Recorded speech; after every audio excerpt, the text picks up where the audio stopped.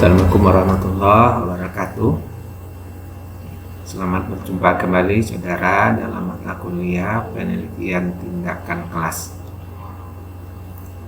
Pada pertemuan yang terakhir ini kita akan membahas tentang penyusunan laporan PTK.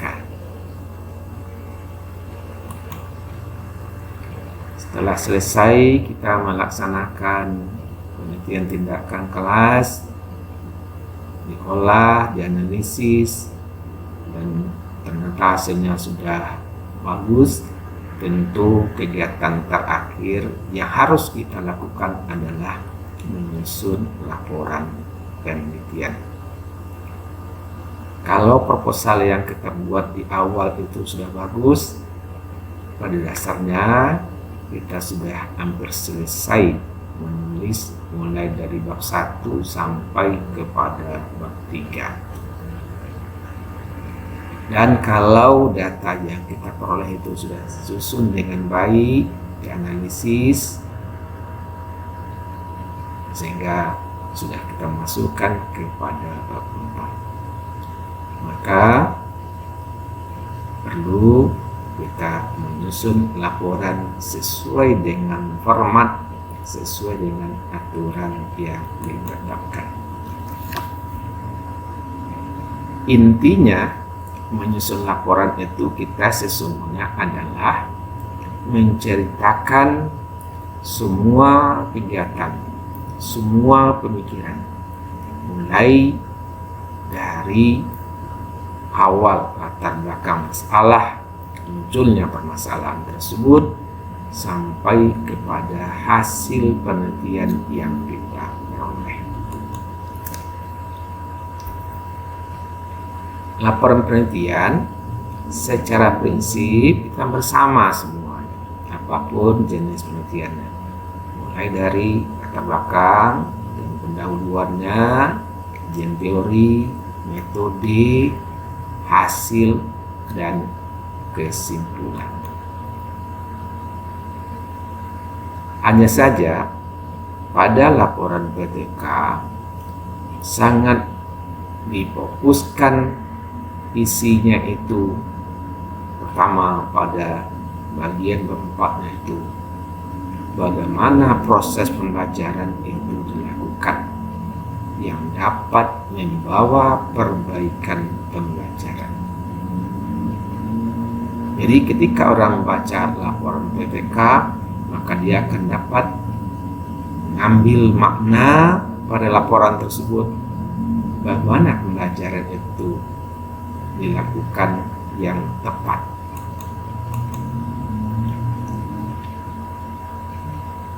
Laporan PTK disusun sesuai dengan sistematikanya, dimulai dari bab 1 bagian pendahuluan sampai bab kelima berisi kesimpulan dan saran atau rekomendasi.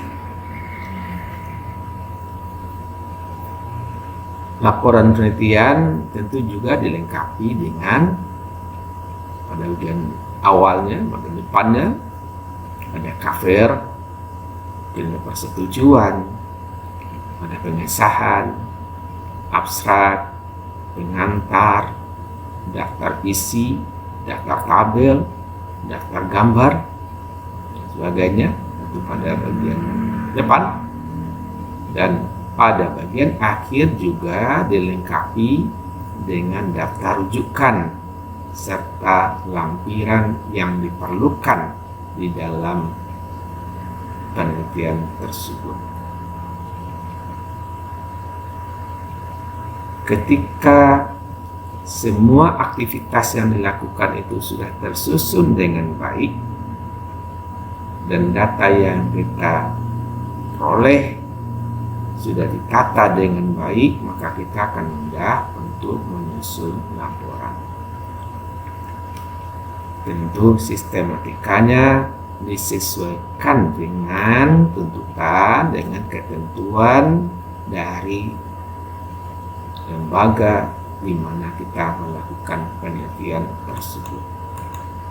Secara umum, format laporan PTK itu akan berisi pada bagian pendahuluannya, mungkin berisi tentang latar belakang masalah, identifikasi masalah, perumusan masalah, rencana perbaikan dan hipotesis, tujuan dan manfaat penelitian. Itu bagian pendahuluan umumnya isinya, walaupun ada sub-sub bagian tertentu yang berbeda cara mengelompokkannya.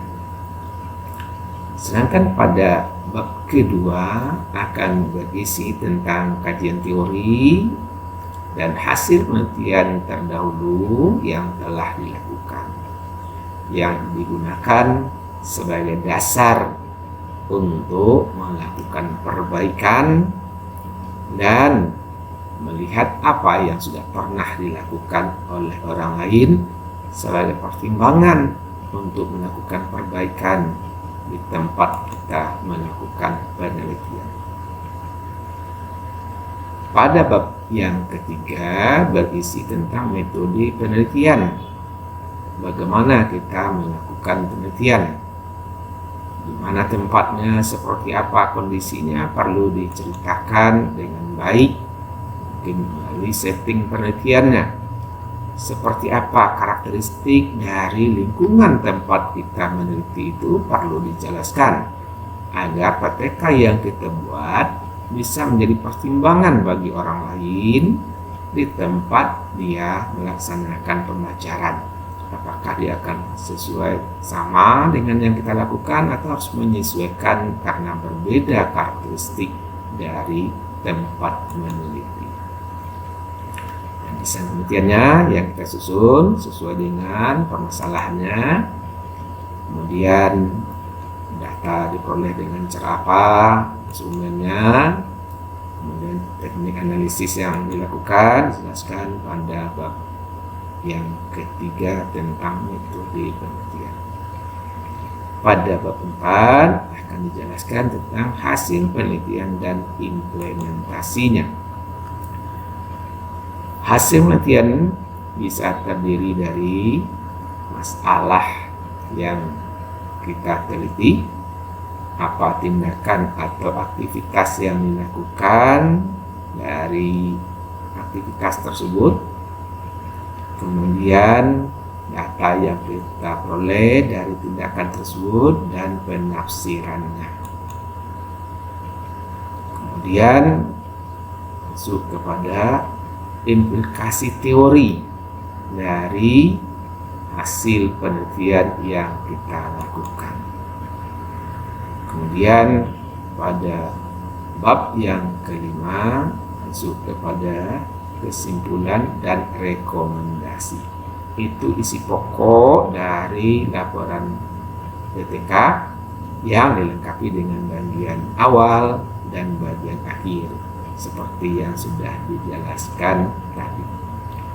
Demikian saja, mudah-mudahan penelitian yang sudah saya lakukan dapat disusun laporannya, paling kurang bisa kita ikuti format seperti yang diberikan ini, atau dapat dilengkapi dengan komponen-komponen lain yang dianggap penting. Demikian yang dapat kami sampaikan, semoga ada manfaatnya. Terima kasih. Assalamualaikum warahmatullahi wabarakatuh.